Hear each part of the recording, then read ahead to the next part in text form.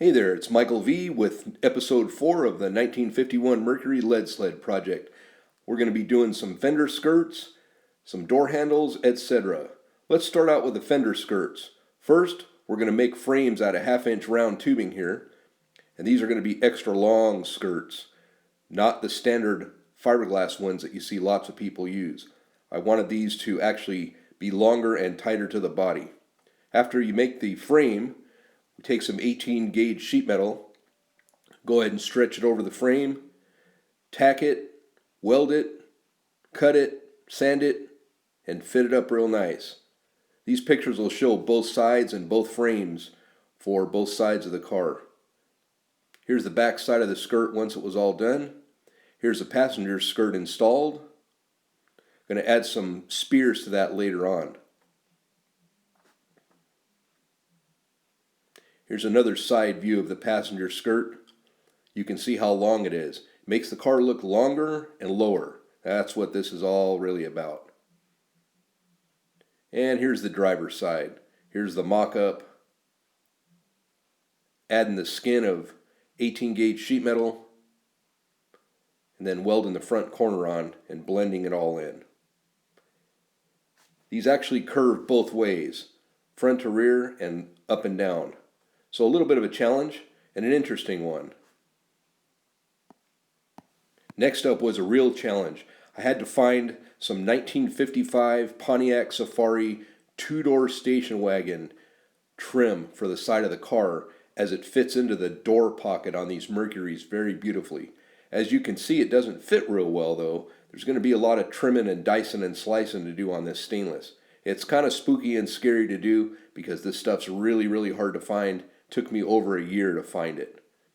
Here I am laying it out, and I finally figured out how to do it and finally was confident enough to go ahead and cut the stainless and fit it the right way. You can see the gaps in some of this stuff, and I left a little bit of gap so when we did the body work everything would work out fine. You can see how it fits in the door pocket there at the bottom. Just really accentuates the door and the sides of the Mercury. Lots of people use it, and it's a trick to put it on. Next up, I wanted some custom door handles, and 1954 Chevrolet door handles with knuckle guards are going to fit the bill. I decided to French them in, so this is the fabrication right here on how to do that. This was a weekend's worth of project. You'll see though, it seems to be well worth it. These will actually lock the doors, and the door handle actually locks itself. The knuckle guards and the spear on the front of these match the trim and the rest of the style of the car that I'm building. With lots of body mods done, now it's time for some get up and go. A 350 small block crate motor and a 700 R4 transmission were the ticket. I reached out to my best friend Mike Murphy, who owns California Customs out in Hesperia. Here he is, helping me get the motor installed and getting ready to fire it up and break it in for the first time. It was quite the exciting day. Here him and I are getting ready to turn the key for the first time, and the next thing you'll see here is a video of us actually running the motor, and you'll hear what the old school exhaust I put on it sounds like too. Here you go. Okay, here we go. The project's gonna go and we're gonna fire up the motor. Hit it, Murphy. Yeah, man. Give it a little gas there, dude.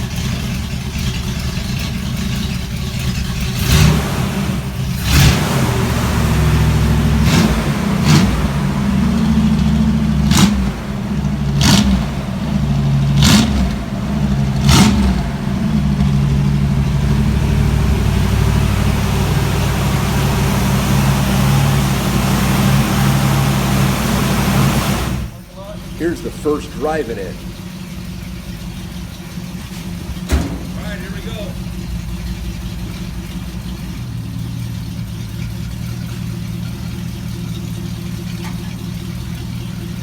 Yeah.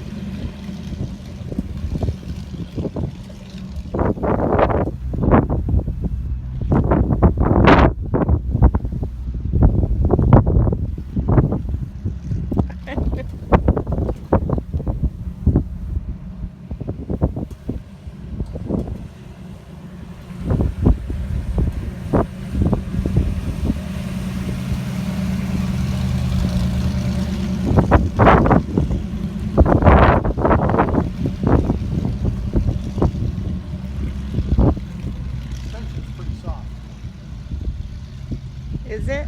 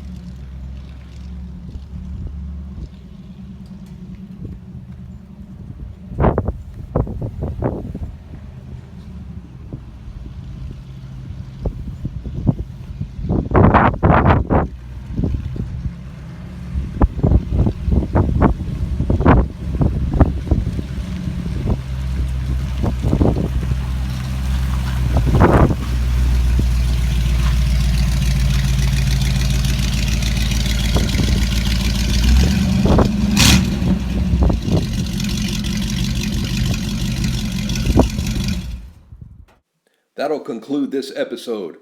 We'll see you on the next one. It's going to get real interesting.